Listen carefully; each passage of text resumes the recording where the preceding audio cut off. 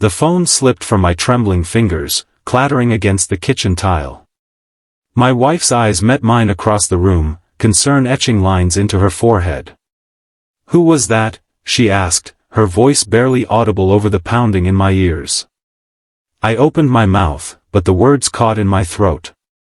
After 23 years of marriage, I was about to tell her something I'd never said before, something that would change everything. If you're feeling that chill down your spine already, hit that like button and subscribe to catch more stories that explore those life-changing moments we all face. Your support means everything to this channel, and I promise this journey is one you won't want to miss. It had been an ordinary Saturday. The kind where morning coffee stretches into afternoon errands, where the weight of the workweek finally begins to lift. Sarah and I moved through our routine with the comfortable silence of a couple who no longer needed words to communicate. She knew when to hand me the newspaper without asking. I knew exactly how she liked her tea. 2 decades of marriage had turned us into extensions of each other. Our daughter Ellie had left for college the previous fall. The house felt emptier without her laughter bouncing off the walls, without her friends raiding our refrigerator or her music filtering through the floorboards. We'd adjusted, though not without difficulty. Sarah had taken up painting again, transforming our daughter's bedroom into a makeshift studio. I'd started running, something I hadn't done since my 30s. That Saturday, I'd returned from a 5-mile loop, sweaty and satisfied. Sarah was in her studio, the afternoon light catching the silver strands in her dark hair. I watched her from the doorway for a moment, marveling at how the years had only made her more beautiful to me. She sensed my presence and turned, brush in hand, a smudge of blue paint on her cheek. "Good run?" she asked. "The best," I replied, though my knees would disagree in the morning. We moved through the afternoon with practiced ease. I showered while Sarah prepared a late lunch. We ate on the back porch, discussing plans for the garden, debating whether to visit Ellie next weekend or wait for her to come home for spring break. Normal conversations. Safe conversations. The call came at 5:47 p.m. I remember checking the clock on the microwave as I reached for my ringing phone, wondering who would call on a Saturday evening. The number wasn't familiar, but something compelled me to answer. "Hello? Is this Daniel Mitchell?" The voice was professional, detached. "Yes, speaking. Mr. Mitchell, this is Dr. Abrams from Riverside Memorial Hospital. I'm calling about your father." My father.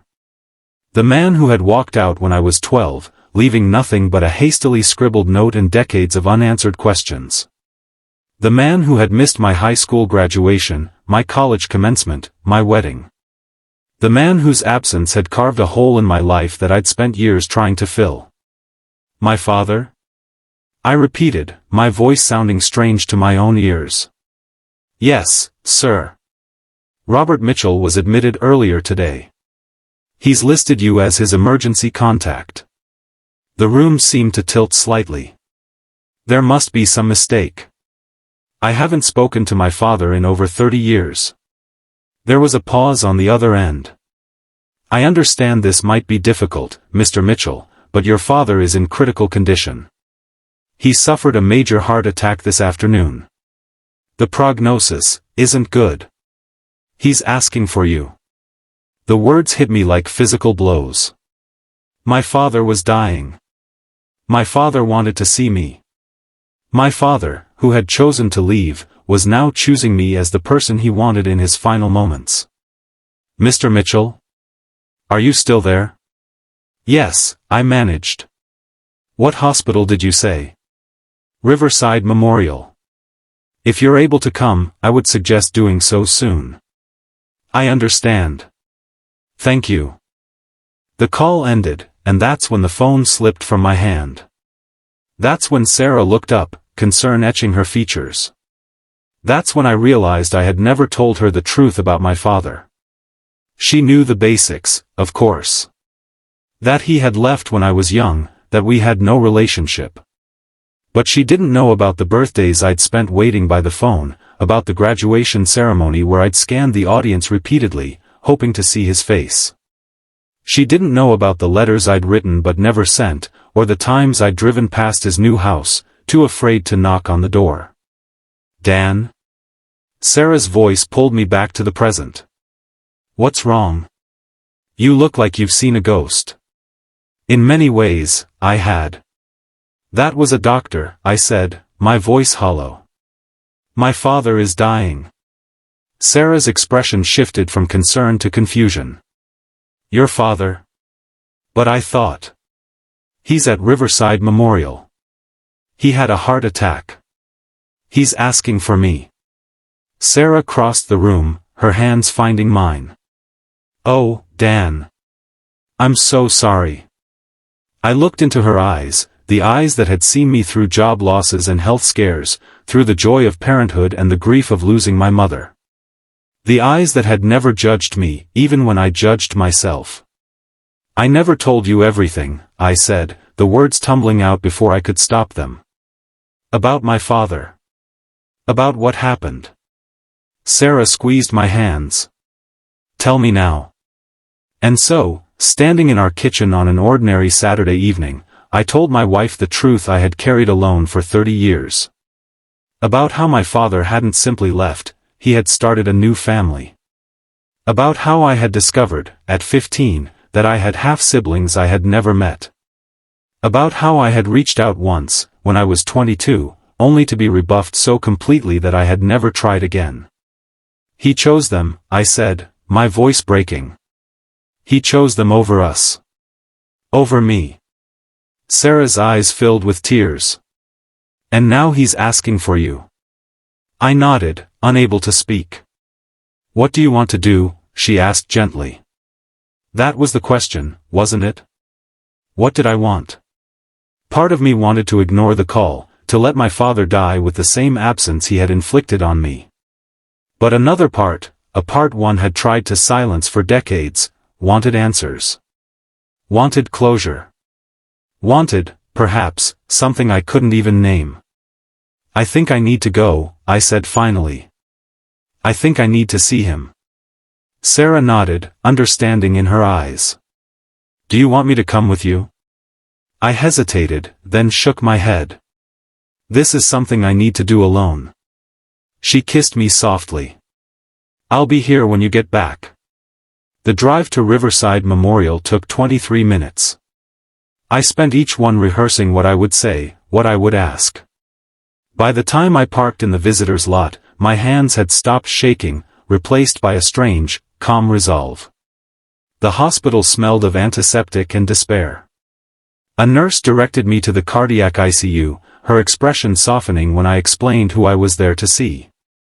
Room 412, she said. The doctor will meet you there. The elevator ride to the 4th floor was silent, save for the pounding of my heart. The doors opened to a quiet hallway, and I followed the numbers until I reached 412. Through the window, I could see a figure in the bed, surrounded by machines. He looked smaller than I remembered, frielier. The man who had loomed so large in my childhood memories had been reduced to this, a dying old man in a hospital gown. Dr. Abrams met me outside the door, her expression grave.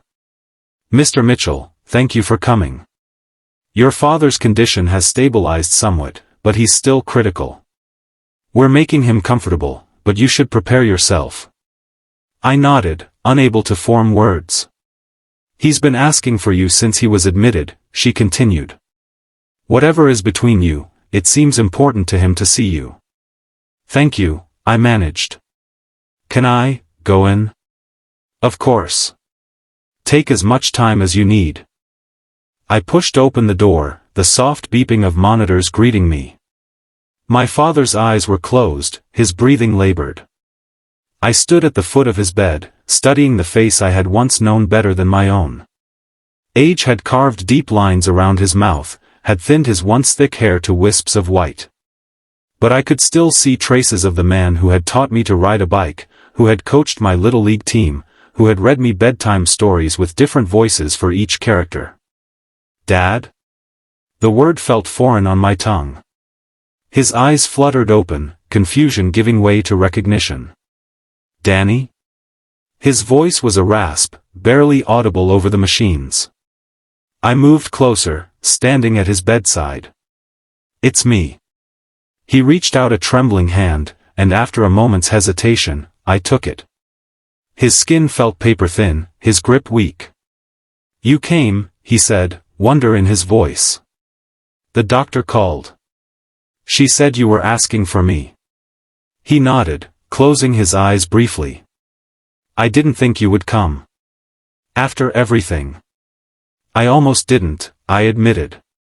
A ghost of a smile touched his lips. "You always were honest.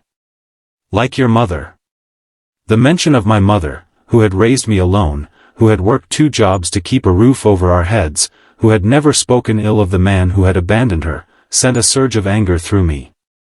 "Why did you ask for me?" I demanded, my voice sharper than I intended. "After 30 years of silence, why now?" He didn't flinch at my tone. "Because I'm dying," he said simply. "And because you deserve answers." "Answers?" I repeated. "You think answers can make up for what you did?" "No," he said, surprising me. "Nothing can make up for it. I know that. But I thought. I hoped you might want to know why." I had imagined this moment countless times over the years. In my fantasies, I was always strong, always in control. I hurled accusations, rejected apologies, walked away with my dignity intact. But standing there, looking at the shell of the man who had once been my hero, all I felt was a bone-deep weariness. "Why, then?" I asked, sinking into the chair beside his bed. "Why did you leave?" He took a labored breath. "The simple answer is that I was a coward. I met someone else, I got her pregnant, and I couldn't face what I'd done. So I ran. I told myself it was better for everyone if I made a clean break." "Better for everyone, or better for you?" He winced. "Both, at the time. But I was wrong, Danny. So wrong. Did you ever think about us? About me?" "Every day," he said, his eyes filling with tears. "Every single day. I kept track of you, you know. I knew when you graduated high school, when you got into state. I was there, at your wedding." The revelation hit me like a physical blow. "What?" I sat in the back. "Left before the reception. You looked so happy, so grown up. I was proud of you, but I knew I had no right to tell you that. I remembered my wedding day, the joy, the anticipation, the nagging sense that something was missing. Someone was missing. And he had been there, watching from the shadows. Why didn't you say something? Why didn't you ever reach out?" He sighed, the sound rattling in his chest. "Because I was ashamed. Because I didn't know how to face what I'd done. And then, when you found out about my other family and reached out, I panicked. I thought it would be easier to keep the world separate." "Easier for who?" I demanded. "For them," he admitted. "My wife, my second wife, she knew about you, but the kids didn't. I was afraid of what it would do to them, to know their father had abandoned his first child. And then, as more time passed, it just seemed impossible to bridge the gap. I thought about the half-siblings I had never met, who had grown up with the father I had lost. The unfairness of it burned in my chest. Do they know now? Your other children?" He nodded. "Yes. After my heart attack, I told them everything. They're the ones who found your contact information for the hospital." I absorbed this, unsure how to feel. "And what did they say?" "They were angry. Hurt. Confused. Everything you have every right to be." He paused, his breathing becoming more labored. "They want to meet you, if you're willing. They're here, actually. In the waiting room." The thought of meeting these strangers who shared my blood sent a wave of panic through me. "I don't know if I'm ready for that." "I understand," he said. "It's your choice. Everything now is your choice, Danny. I've taken enough choices from you. We sat in silence for a moment, the beeping of the monitors the only sound. I studied my father's face, trying to reconcile the man before me with the ghost who had haunted my life. I have a daughter, I said finally. Ellie. She's in college now. A smile touched his lips. I know. I've seen pictures. Sarah posts them online sometimes. The idea that he had been watching my life from afar, collecting glimpses like souvenirs, stirred a complex mix of emotions. She looks like you, he continued. Same eyes. Same smile. She has your laugh, I said, surprising myself. That big, room-filling laugh. Mom used to say it was like your whole body was in on the joke. He chuckled, then winced in pain. Your mother always did have a way with words. She never said a bad word about you, I told him. Not once. Even when I was angry, even when I was hurting, she never let me hate you. Tears slipped down his weathered cheeks. She was a better person than I deserved. Yes, I agreed. She was. We lapsed into silence again, but it was different now, less charged, more contemplative. I thought about Sarah, waiting at home. About Ellie, who had grown up without a grandfather. About the years lost, the moments missed. I'm sorry, Danny, my father said, his voice barely a whisper. I know it's not enough. I know it can never be enough. But I am so sorry. I had imagined hearing those words for decades. I had thought they would bring satisfaction, vindication. Instead, they brought a wave of grief so intense I could barely breathe. I forgive you, I said, the words surprising me as much as they seemed to surprise him. I don't know if I can forget, or if we can ever have a relationship, but I forgive you. He closed his eyes, tears streaming freely now. Thank you, he whispered. Thank you. We talked for another hour. He told me about his life, about his regrets. I told him about mine. We didn't solve anything, didn't erase the decades of absence, but we created something new, a fragile bridge across the chasm that had separated us for so long. When I finally left his room, exhausted and emotionally drained, I found 3 people waiting in the hallway, a woman about my age, and 2 younger men. My half-siblings. They looked at me with my father's eyes, with expressions that mirrored my own uncertainty. Daniel, the woman asked, stepping forward. I'm Rebecca. These are my brothers, Michael and James. I nodded, unable to speak. We understand if this is too much, she continued. But we wanted to meet you. We've known about you for years, but Dad always said it was complicated. It is complicated, I agreed. But maybe we can get coffee sometime. Talk. Relief flooded her features. We'd like that. I gave her my number, promised to be in touch. It wasn't forgiveness, wasn't acceptance, but it was a start. The drive home was a blur. My mind replayed the conversation with my father, trying to make sense of the emotions swirling through me. By the time I pulled into our driveway, it was past midnight. The house was dark except for the porch light and a soft glow from the living room window. Sarah was waiting up, curled on the couch with a book she wasn't reading. She looked up when I entered, her eyes searching my face. How was it? She asked softly. I sat beside her, taking her hands in mine. He's dying, I said. He probably won't make it through the week. Oh, Dan. I'm so sorry. I met my half-siblings, I continued.